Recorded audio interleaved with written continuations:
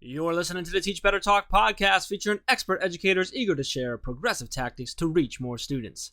Teach Better Talk is created by teachers and fueled by passion. Let's get started.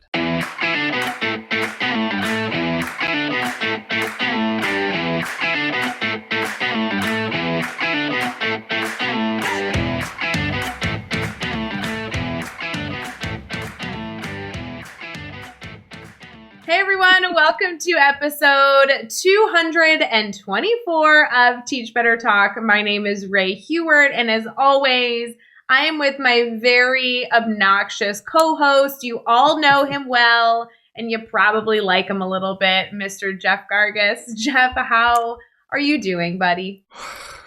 I'm doing well, but I feel like you've been using obnoxious a lot recently. Well, maybe that's a hint. Are you feeling a little obnoxious? Because maybe it's me like, hey, nudge, nudge, buddy. Nudge, nudge, wink, wink. I've used it 6 out of the last 10 times, buddy. That means you're obnoxious. Here's the problem. Here's the real deal. I actually have not talked to you in like 3 days, if not 4 or 5 days. And when I say talk, like we've interacted, there's been messages back and forth. Not but much. Like, I literally have not seen you. I feel like we haven't had a conversation that's been more than like 14 seconds. So when I'm coming up with a word, I don't really have any besides he's like a ghost. Like my friend Ghost Jeff Gargas, you know, it's like I don't know what he's up to. I haven't talked to him in a while. It's been busy. Well, I gotta tell you, like when we don't talk for a while, I get this weird sinking feeling that I'm like, I think Ray's mad at me. And she's just like, Ray just ran away and she's just gone. She's like, forget the podcast, forget the Teach Better team. Like, I'm out of here. I'm moving somewhere. I don't know where you'd go. Probably like Ireland or something.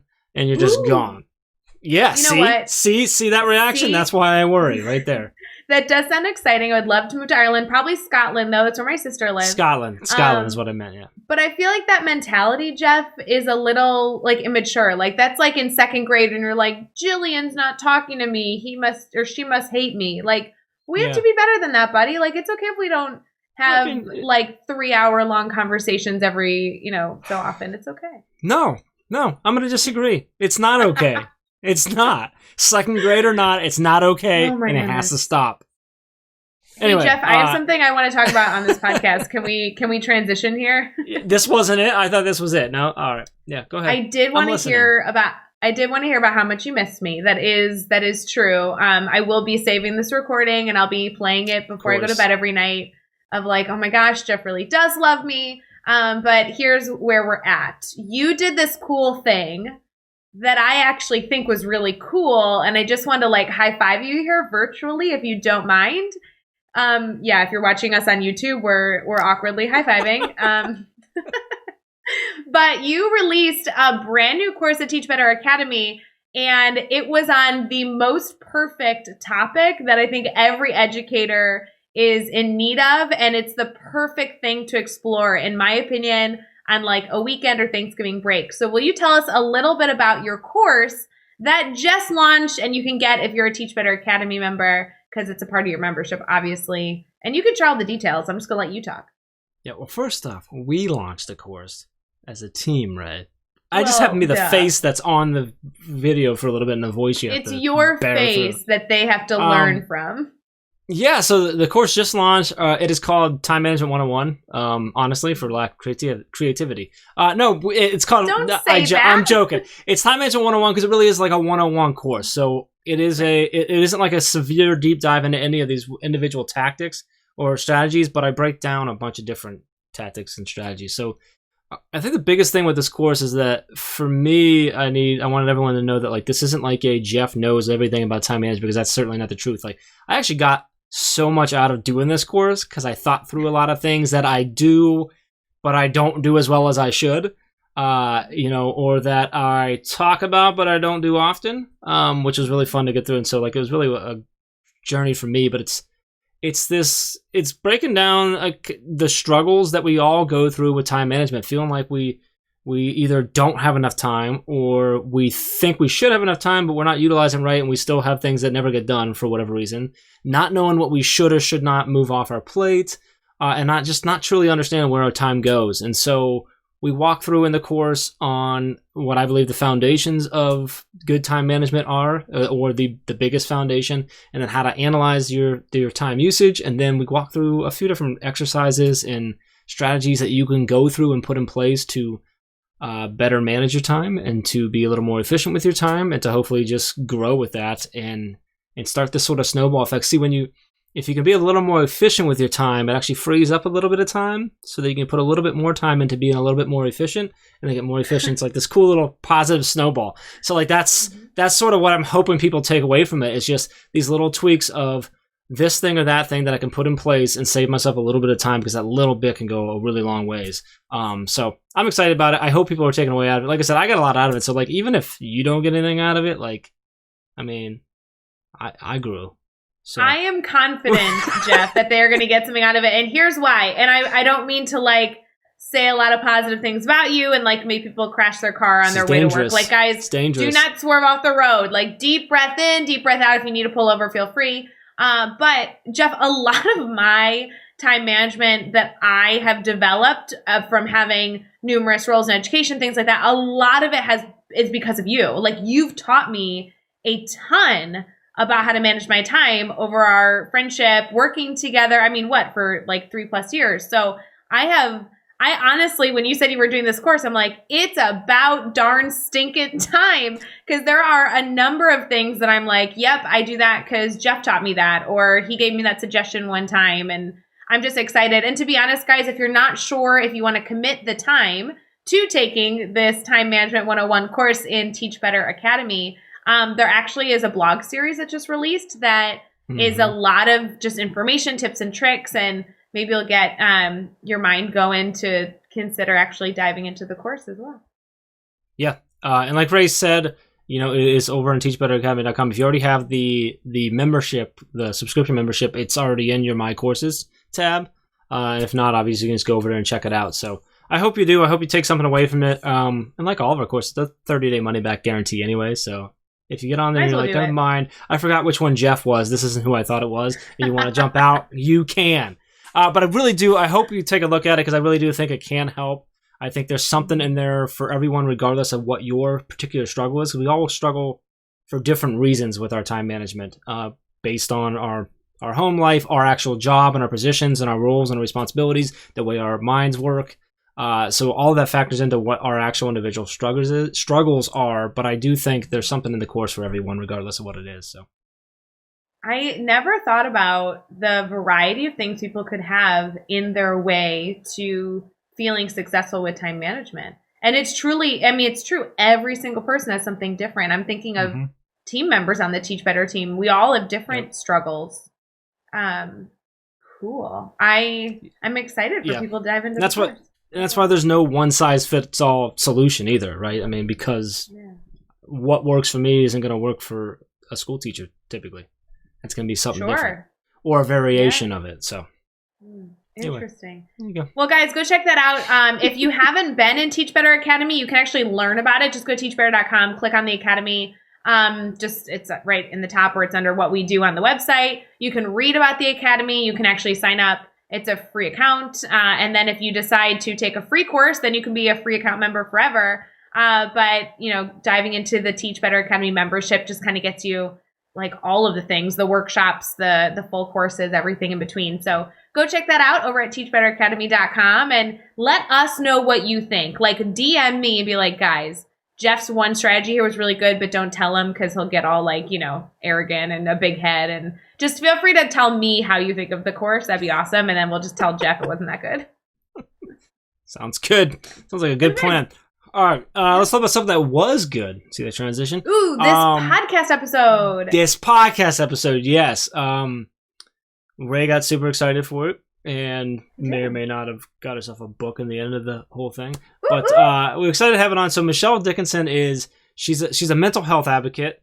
She's a TEDx speaker. She's an author. And she's just super, super passionate about advocating for mental health and making it something that we can talk about in all aspects of her life. I really enjoyed her story about how she's gotten to where she is now. And now she's working towards just trying to work with more educators and school districts and make a positive impact in our world of education. So super happy to have her on. Some really cool tips that she drops along the way that I thought were really, especially in that, what is that question, like 5, 6, something like that? Mm-hmm. Yeah, when you ask for advice, some really good stuff there. So you'll have to pause there and make sure you take some notes and make some adjustments based on those tips. But I'm super excited to dive into this. Ray, anything you want people to take away? I'm a fan. I'm getting my copy in the mail. And so if anyone wants to do a book study with me, sign me up, DM me. We're also giving away a copy later on in the episode, so make sure you listen through and get that copy from Michelle as well. So with that, let's get into episode 224 with Michelle Dickinson.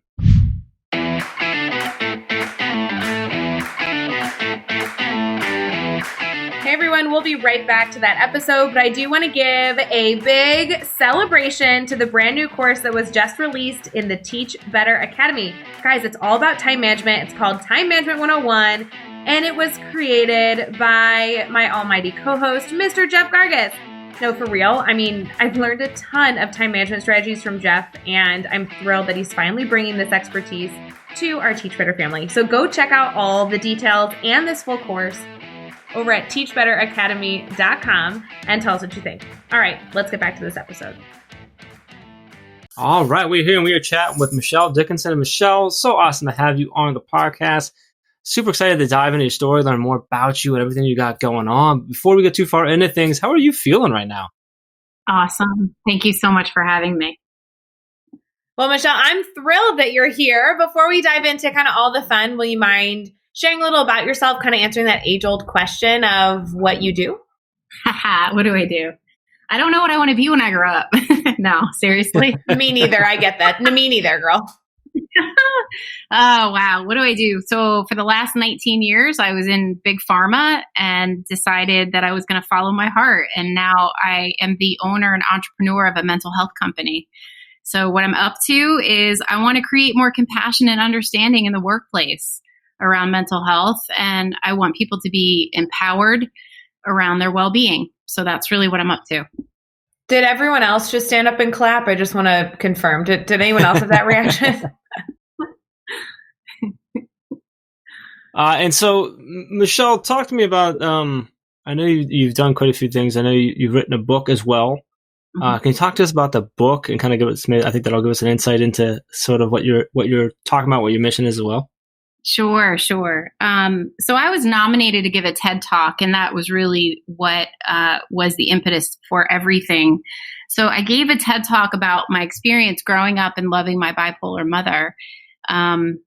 And I did that because I wanted to help humanize mental health, because so often we run into people that just don't have an understanding of what mental illness is. So I thought if I could tell that story, I could be part of the change. And from the TED Talk led me to write my memoir, which is really a vivid reflection of the experiences that I grew up living in, with my mom's rapid cycling with bipolar, extreme mania to deep depression, to being hospitalized, to shock therapy. It was quite a roller coaster for me growing up with her.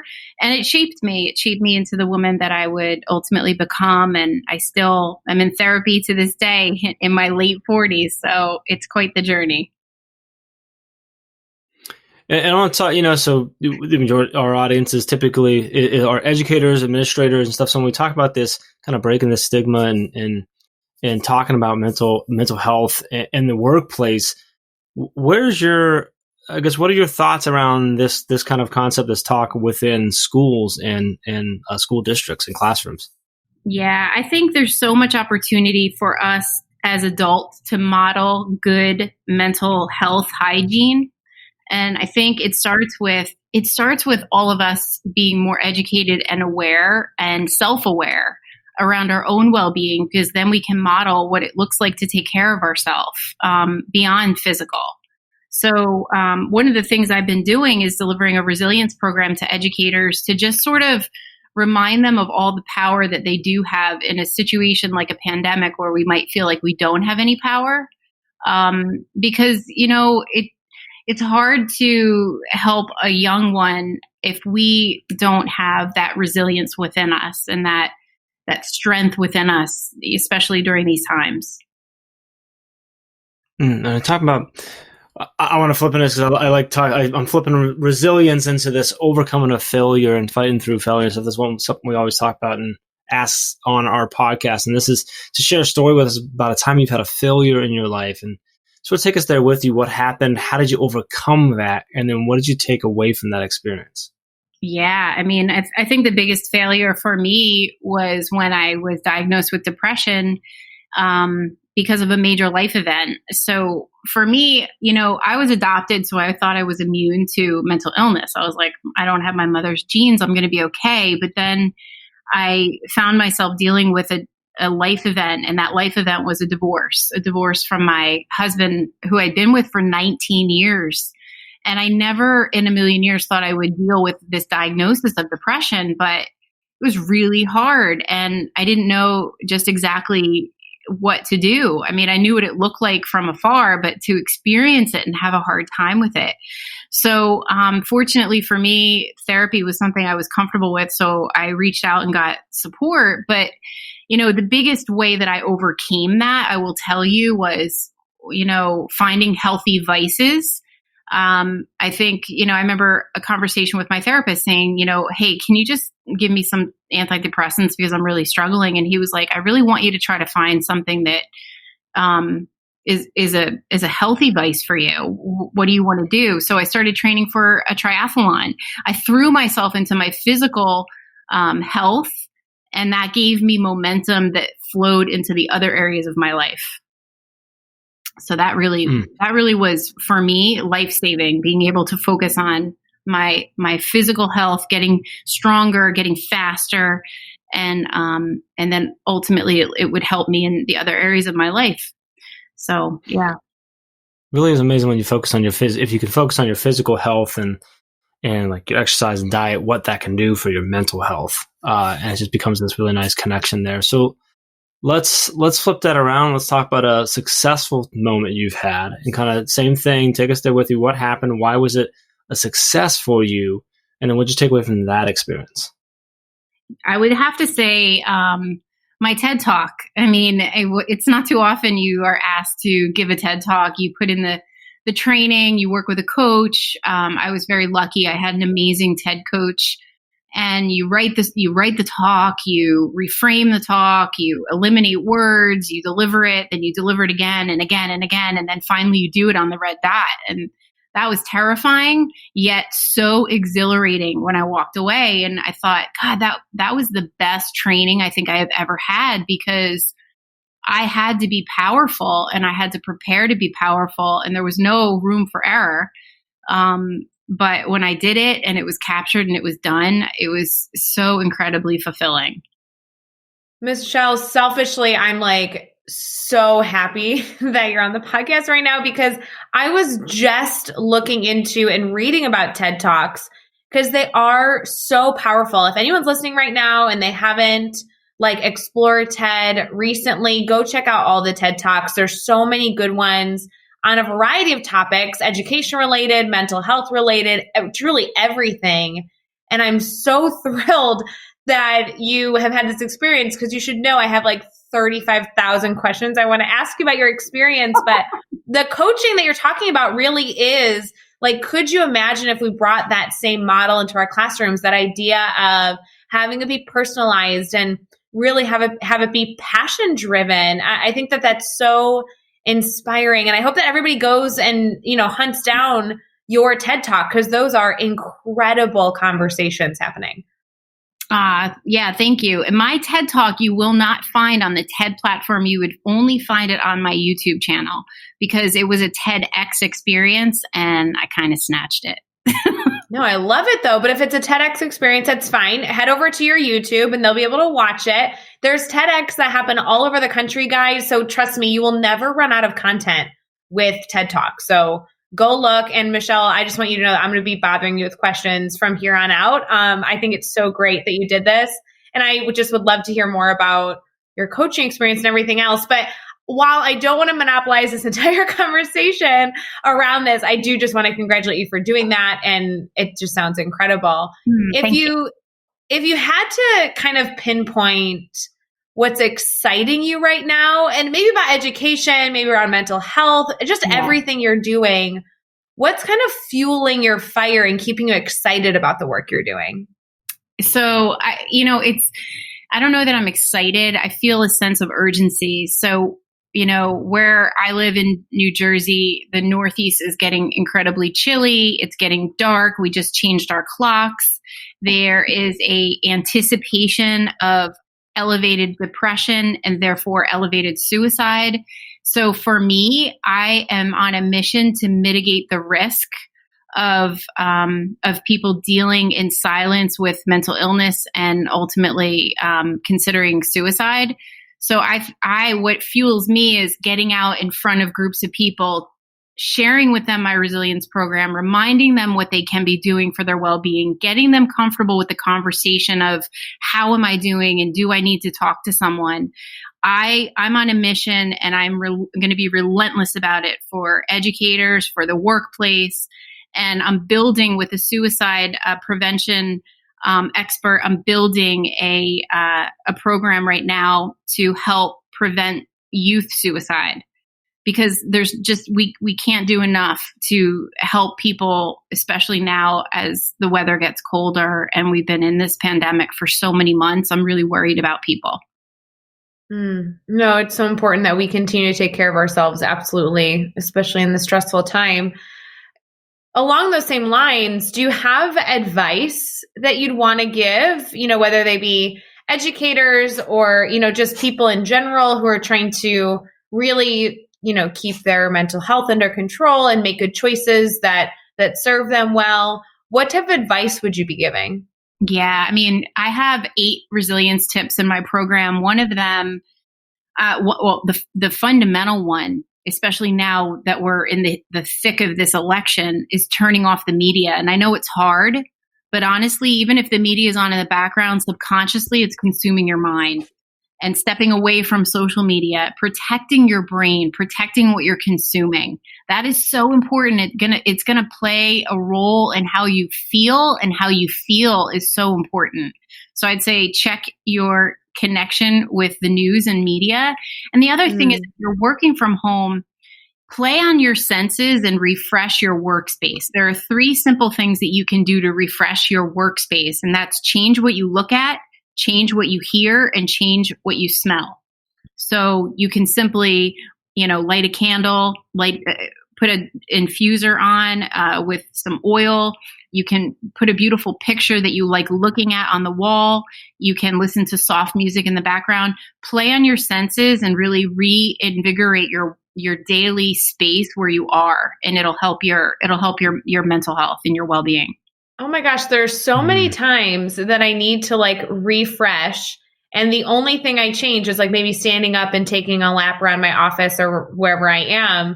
I love the idea of changing other senses, because sometimes, guys, that you can't necessarily move from your space, but you can change other elements. I've never even thought of that. What a great suggestion. Oh my gosh, I love that. Yeah, it works. I'm feeling very, very good about the new candle I just bought. So I know, right? Plus, I'm like, good job, Jeff. Some really awesome tips in there, though. You're right, just those little things, those little changes. So I'm going to be much more focused on that here going forward. Michelle, we didn't talk about this beforehand, but you did mention that you wanted to give away a copy of your book. Yeah. Are we still up for that? Well, we're up for that. I'm in. So Ray wants a copy of the bok. You can just send it over here. Yeah, Michelle, I'm going to give you my address. Our listeners don't need it. I need it. So this is how this typically works. Is typically we give listeners something that they need to do on social media for us. And usually I make it way too difficult. So let's make it easy. They just need to tweet out at us.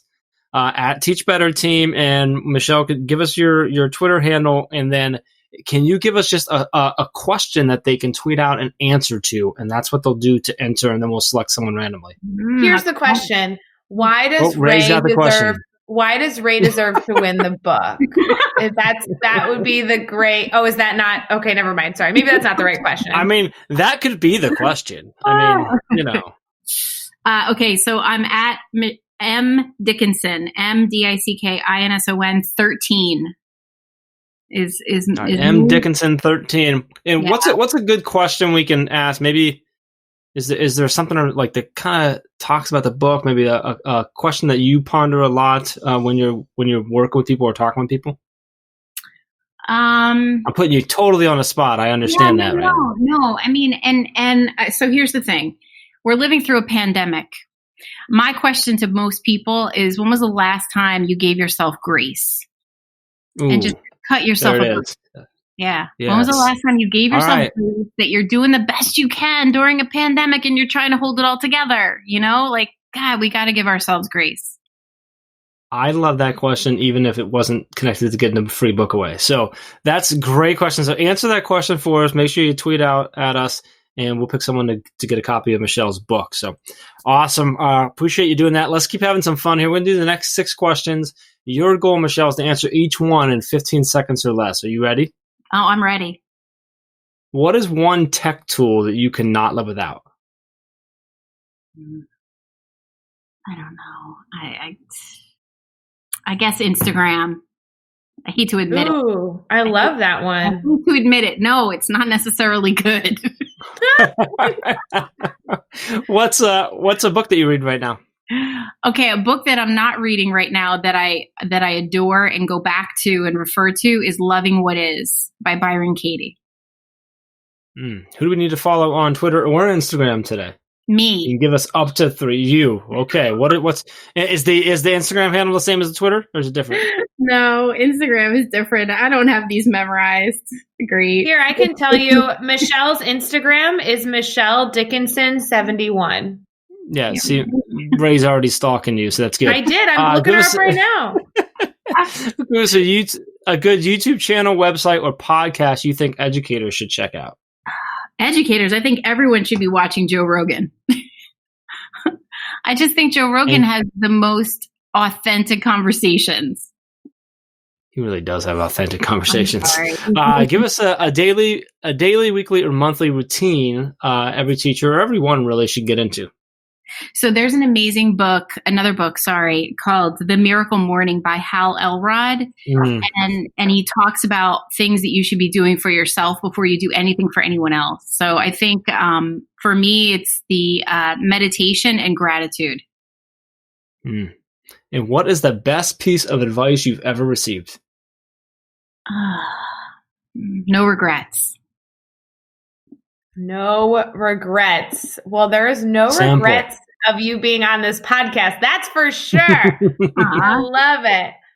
Love it.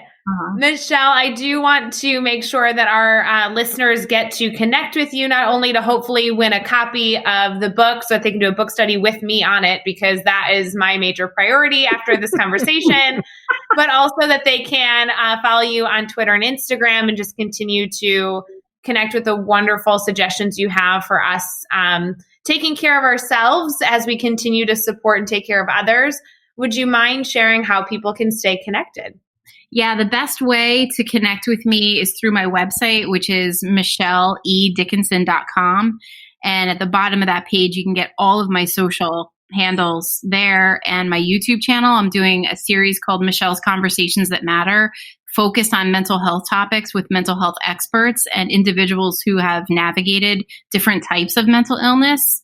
But the other thing that I really want people to know is my resilience program for educators has been getting rave reviews, and I really want to reach more educators and help them be empowered around their well-being, because they have to take care of themselves, and I would love to be the person to help them with that. Such important conversations going on, so very important right now, especially even more so in our world of educators and what they're trying to do and what they're trying to get through right now.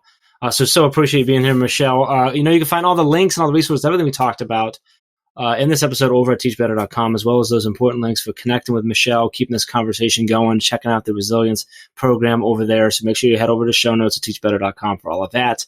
Be sure to hit subscribe so you don't miss any upcoming episodes. And if you can give us a rating and a review, we'd really appreciate that as well. And let's keep taking this one step further. Think of just 3 of your colleagues who need to hear these amazing stories and connect with these amazing people. Just share this podcast with them. Michelle, I so appreciate your time and your knowledge and your stories and everything that you brought to this episode. Super excited for people to listen to this and to connect with you and to continue to have these really, really important conversations. Thank you for taking some time out and hanging out with us. Thank you. Thank you, Jeff. Thanks for having me. Until next time, let's get out there. Let's teach better.